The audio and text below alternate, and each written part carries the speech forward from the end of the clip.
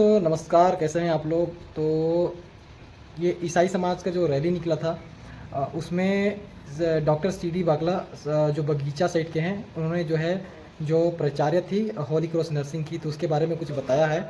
और तो फिलहाल वीडियो बने रहिए आप लोग और वीडियो को पूरा देखिएगा कि CD बागला ने क्या वक्तव्य अपना प्रस्तुत किया।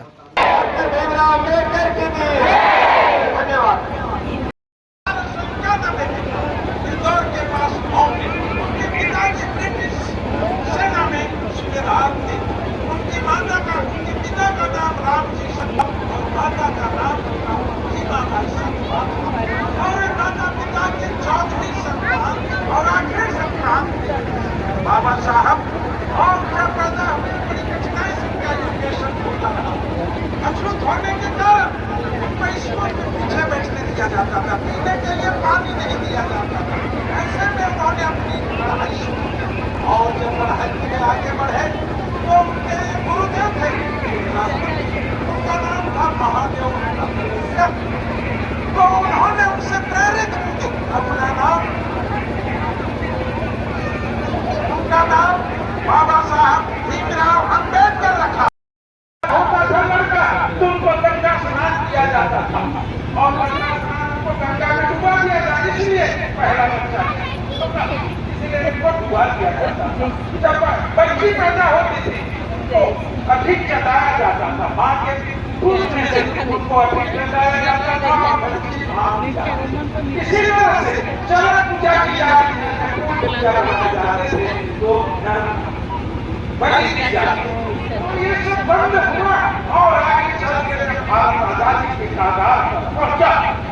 तब हमारे राष्ट्र निर्माताओं ने सोचा कि हमारे संविधान के भारत में कानून बनाया जाए, एक संविधान की उन्होंने और इसको बनाने के लिए 9 दिसंबर 1946 को एक संविधान सभा की पहली बैठक हुई, जिसमें 399 संविधान सभा के सदस्य थे और उसके अध्यक्ष हुआ करते थे तत्कालीन हमारे राजेंद्र प्रसाद, डॉक्टर राजेंद्र प्रसाद उसके अध्यक्ष हुआ करते थे।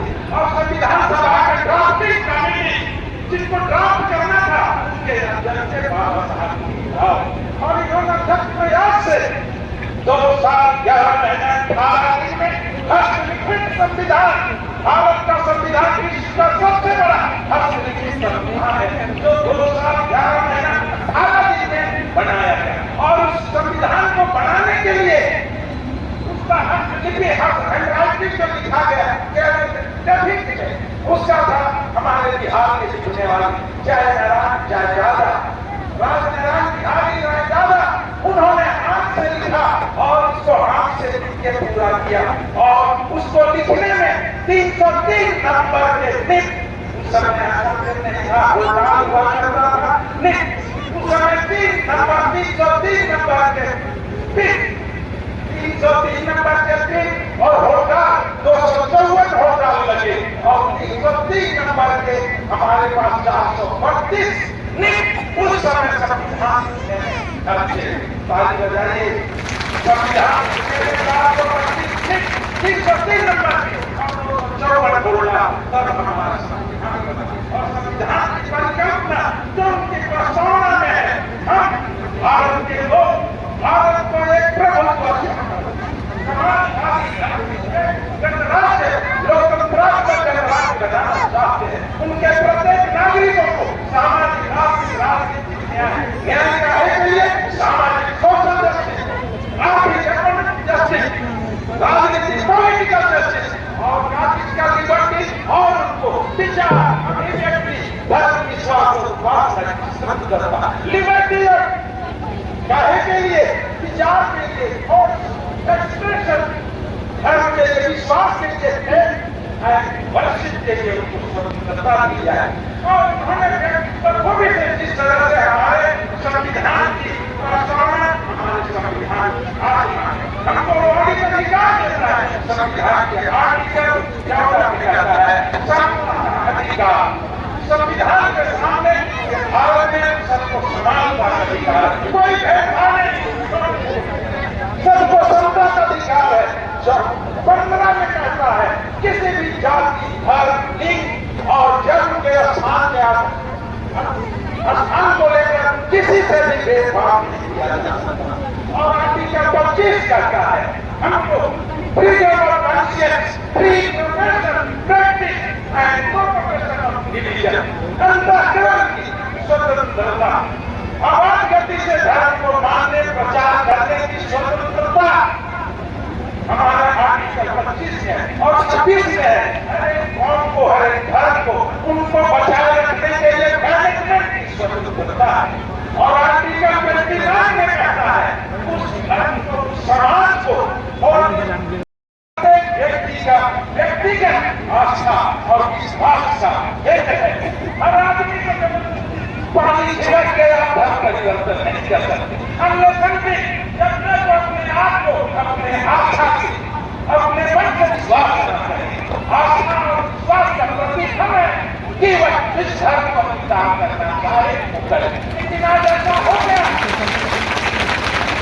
आज एक नैरेटिव बनाया जा रहा है, एक नैरेटिव बनाया जा रहा है। कोई भी हुआ, आज जो बच्ची यहाँ पढ़ाई करती, मैं भी एक डॉक्टर हूँ, डॉक्टरी पढ़ने के लिए हमको भी मेडिकल कॉलेज में क्लिनिकल कोर्स करना, अटेंड करना पड़ता था।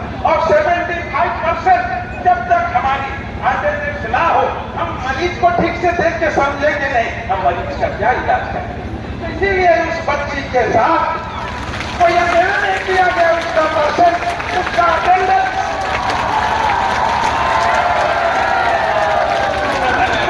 उसकी उपस्थिति 75% की कम थी।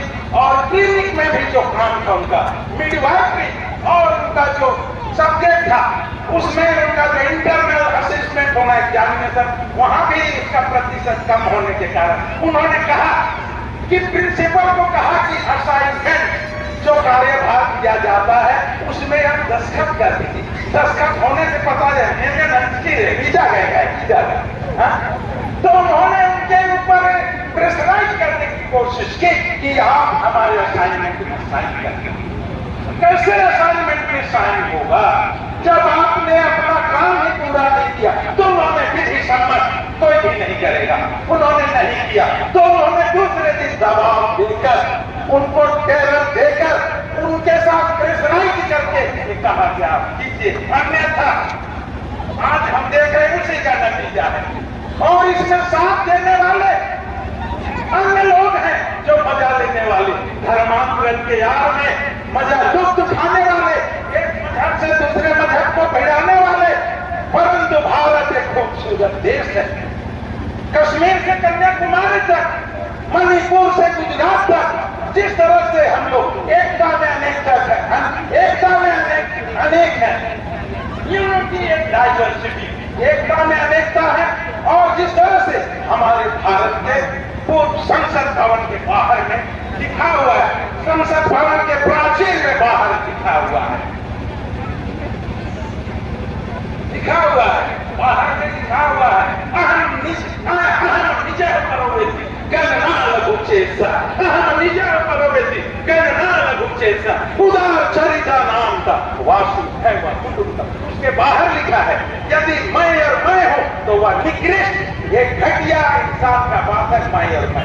उदार चरित्र वाला बोलता है सारा विश्व ही हमारा, उदार चरित्र नाम का वासुदेव कुटुंबकम्। उदार चरित्र वाला कहता है पूरा विश्व हमारा है। यहाँ तो हमारे देश में, हमारे जिले में एक दूसरे को नफरत से खंडित करने के, विभाजित करने की कोशिश की जा रही है। मजहब नहीं सिखाता आपस में बैर रखना, मजहब नहीं सिखाता आपस में बैर रखना, मजहब नहीं सिखाता आपस में बैर रखना। हिंदी है हम, वतन है हिंदुस्तान हमारा, हिंदुस्तान हमारा। हमको बजा वतन है हम, हिंदुस्तान हमारा, हिंदुस्तान हमारा। आज हमेशा रोज नफरत का छींटे फेंके जा रहे, न रंग मजहब का, न रंग मजहब का, न रंग नफरत का छींटो। रंग ऐसा भरो जिसके हर छींटे में मोहब्बत की, मोहब्बत की। ऐसा भरो जिसके हर छींटे में मोहब्बत की, मोहब्बत। यहाँ तो बात बात में धर्मांतरण, धर्मांतरण। बाबा आप हमको अलग मत कीजिए। और यहाँ साथ देने वाले कैसा साथ देते हैं? आज झूठ को सच देते हैं, झूठा मिथ्या आरोप लगाकर। इसके लिए मैं कहना चाहता हूं, अर्जुन से चांद की और लाइनों को मैं याद दिलाना चाहता हूं। झूठा लश्कर भी है तुम्हारा, लश्कर भी तुम्हारा, सरकार भी तुम्हारा, झूठ को सच लिख दो, अखबार भी तुम्हारा।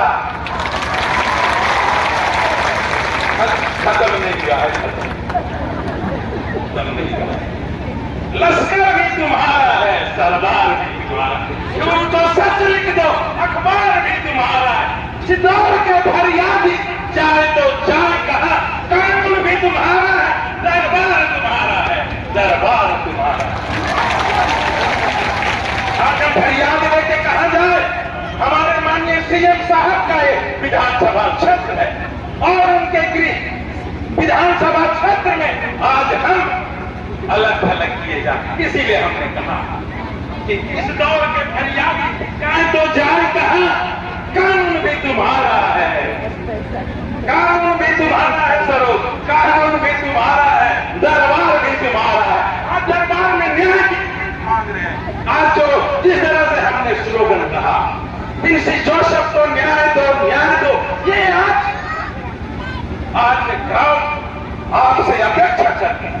आज ये अपेक्षा कर, आज बात बात में धर्मांतरण के नाम पे हमको नीचा दिखाना चाहते हो, हमको गिराना चाहते हो। ना हम गिरे, ना हम गिरे, ना हमारे उम्मीदों के मीनार गिरे, ना हम गिरे, ना हमारे उम्मीदों के मीनार गिरे, मगर हमें गिराने के भय में लोग कई बार गिरे, कई बार गिरे। और